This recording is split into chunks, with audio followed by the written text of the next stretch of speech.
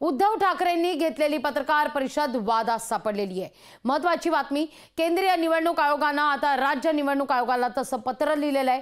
योग्य ती कारवाई करण्याचे केंद्रीय निवडणूक आयोगाचे आदेशही आहेत। मुंबईतल्या संथ गतीने होणाऱ्या मतदानावर उद्धव ठाकरे यांनी पत्रकार परिषदेत भाष्य केलेलं होतं। केलेले आरोप आणि या सगळ्या प्रकरणांचा आता आक्षेप घेण्यात आलेला आहे। सत्ताधाऱ्यांकडून 20 मेला उद्धव ठाकरेंनी जी पत्रकार परिषद घेतलेली होती, मुंबईतल्या मतदानाच्या दिवशी जे संत गतीने मतदान सुरू होतं, या संदर्भात उद्धव ठाकरे यांनी जे काही आक्षेप घेतलेले होते, आरोप लगावलेले होते, यावरून आता आरोप प्रत्यारोपांच्या फैरी रंगत असताना केंद्रीय आयोगाने राज्य निवडणूक आयोगाला पत्र लिहिलेलं आहे आणि या संदर्भात योग्य कारवाई करण्याचे आदेश जारी करण्यात आले आहेत। जेव्हा निवडणूक प्रक्रिया सुरू असते त्या टायमाला पत्रकार परिषद घेणे किंवा एखाद्या मीटिंग घेणे याला सर्व बंधन आहे।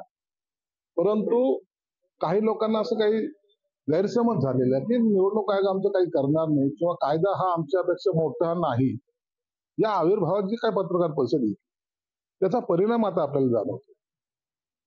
जी तक्रार राज्य निवडणूक आयोगाकडे केली होती त्यांनी ती मुख्य निवडणूक आयोगाकडे पाठवली आणि त्यांनी त्याची दखल घेऊन आता कारवाई करण्याचे संकेत दिले। म्हणून अतिघाई संकटात न्यायची काही म्हण आहे ती या ठिकाणी लागली। सगळ्यांनाच माहित आहे निवडणूक आयोगाने उद्धव ठाकरेंना नोटीस बजावली, पण निवडणूक आयोगाने ही निवडणूक धार्मिक मुद्द्यावर लढत असताना भाषण झाली, त्यावेळेस निवडणूक आयोगाची भूमिका काय असायला पाहिजे? निवडणूक आयोगाने यावर सुद्धा कारवाई करावी अशी आमची मागणी आहे जर ती चुकत असतील तर।